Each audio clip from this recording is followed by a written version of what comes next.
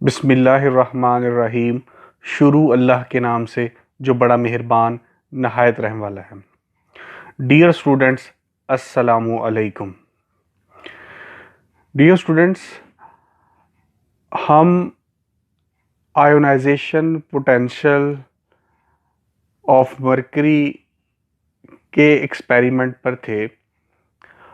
उस एक्सपेरिमेंट में mercury tube को एक ख़ास अहमियत मिली। इस ट्यूब की मदद से हम मरकरी की आयोनाइजेशन पोटेंशियल मालूम कर रहे थे।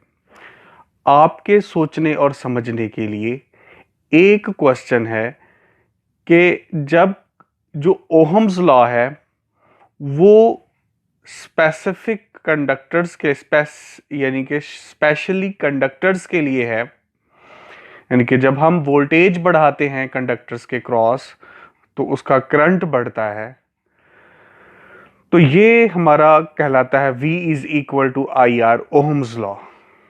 क्या ऐसा कोई लॉ या कोई ऐसा रिलेशन है जो वैक्यूम ट्यूब के करंट या मरकरी ट्यूब के करंट और वोल्टेज के दरमियान हो, या ऐसा जो उसको एक्सप्लेन करता हो?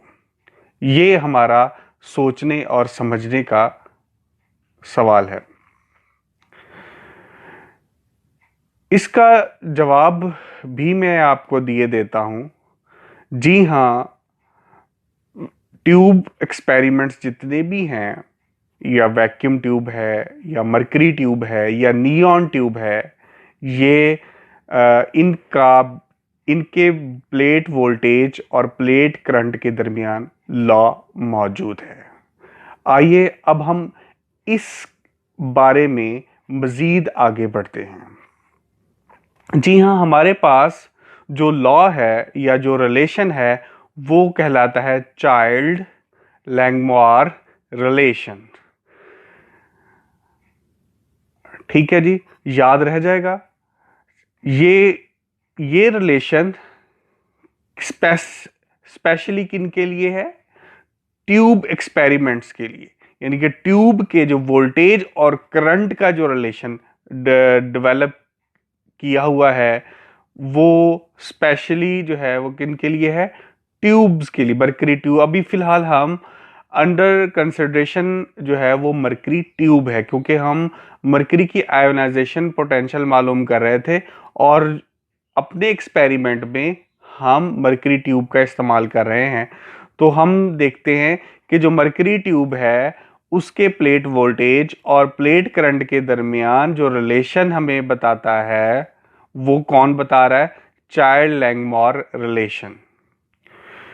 It is a relation between plate current and plate voltage of mercury tube. ये क्या रिलेशन है?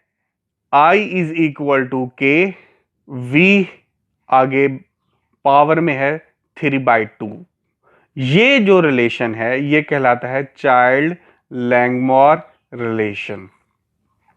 और अब आप देखें कि ये इक्वेशन स्पेशली किन के लिए है?